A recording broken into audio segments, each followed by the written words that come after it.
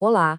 Hoje a gente vai mergulhar em um dos pilares do Império Romano, o culto ao imperador. E vamos descobrir como a religião se tornou, talvez, uma das mais poderosas ferramentas políticas de toda a história. A pergunta que fica é: como, né? Como um mortal, um líder político, militar, vira um deus? Um deus adorado por milhões de pessoas. Parece coisa de filme, mas em Roma isso era pura estratégia de Estado. Então vamos entender como isso funcionava. Para a gente entender essa história, precisamos voltar um pouco no tempo. Voltar para um momento de crise, mas crise mesmo, o fim da República Romana.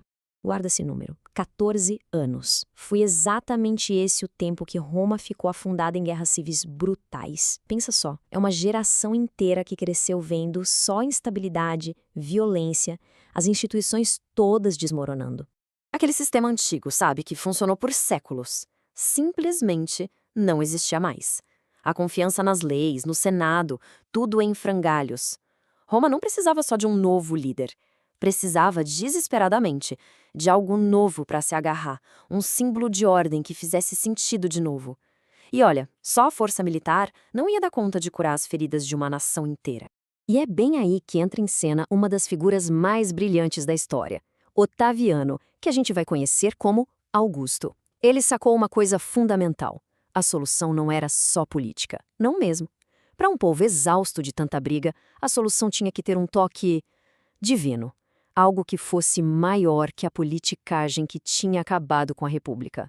E a genialidade do Augusto aqui é impressionante. Ele não chega e fala sou rei ou sou ditador, nada disso. Pelo contrário, nos próprios escritos dele, ele diz que restaurou a república. Uma jogada de mestre, né? Ele vendeu a tomada de poder não como algo novo, mas como a salvação do que já existia.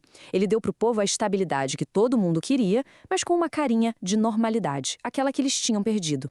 Até o título que ele ganha, Augusto, é cheio de um significado religioso. Não era um cargo político qualquer. Augusto queria dizer que ele tinha uma conexão especial com os deuses, que o que ele fazia tinha a bênção lá de cima. Basicamente, ele se colocou num nível diferente, acima de todo mundo. Tá, mas como ele fez isso na prática? Bom, primeiro ele se tornou Pontifex Maximus, ou seja, o chefão da religião oficial de Roma. Depois, numa tacada de gênio, ele misturou os deuses da família dele com os deuses do Estado. O poder dele não vinha só das legiões, agora vinha também da autoridade divina. E aí nascia o culto imperial. E o ápice disso tudo, o grande final dessa transformação, era um ritual espetacular. A cerimônia que, oficialmente, transformava um homem em um deus. A apoteose. O nome técnico para isso é consecratio. E o ponto mais importante aqui é que não era uma coisa que acontecia do nada, sabe? Era um ato super formal, tanto político quanto religioso. O Senado romano se reunia e, por decreto, transformava o imperador morto em um divus, um divino. E esse ritual era puro teatro, uma performance política e religiosa. Depois que o Senado aprovava, pegavam uma estátua de cera do imperador, uma que parecia que ele estava só dormindo, e levavam numa procissão gigante até o Campo de Marte, lá em Roma. Ali, eles queimavam a estátua numa pira, cerimonial enorme.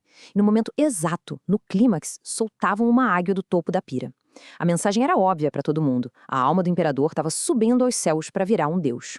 Mas olha que interessante. Esse culto não era igualzinho em todo lugar. No Ocidente, lá perto de Roma, a regra era bem clara. O imperador só virava divus depois de morrer. Era uma homenagem póstuma. Agora, no Oriente, onde já existia uma tradição de reis que eram deuses, eles não viam problema nenhum em chamar o imperador de Theos, ou seja, Deus ainda em vida. O sistema era bem flexível, se adaptava a cada cultura. Ok, mas como é que essa ideia de um líder divino chegava na pessoa comum, lá longe, numa província distante?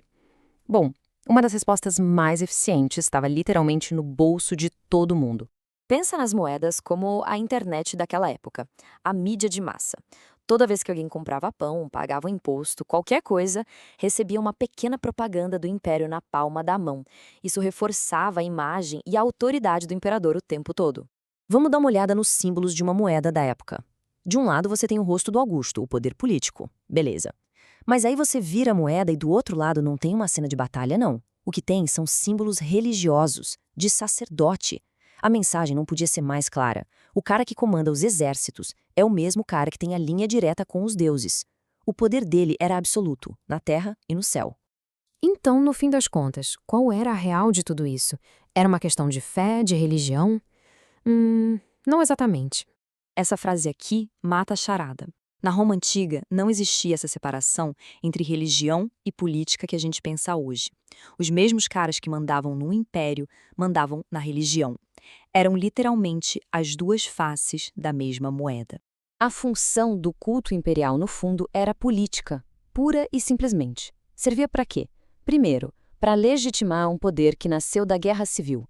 Segundo, para unificar um império gigante, cheio de povos e línguas diferentes, todo mundo leal ao mesmo símbolo. E, principalmente, ao transformar o poder em algo sagrado, ele se tornava incontestável. Afinal, questionar o imperador não era mais só traição política, era um pecado, um sacrilégio. E isso, claro, garantia a estabilidade. Isso tudo deixa a gente com uma pergunta no ar, né? Essa estratégia de Roma, de misturar o poder político com o divino, foi uma coisa única daquela época? Ou será que a gente consegue ver ecos disso em outras culturas, em outros tempos? Quem sabe até hoje? A história parece mostrar que essa busca por uma legitimação, digamos, superior para o poder, é algo que sempre esteve por aí. Fica aí a reflexão. Valeu por acompanhar.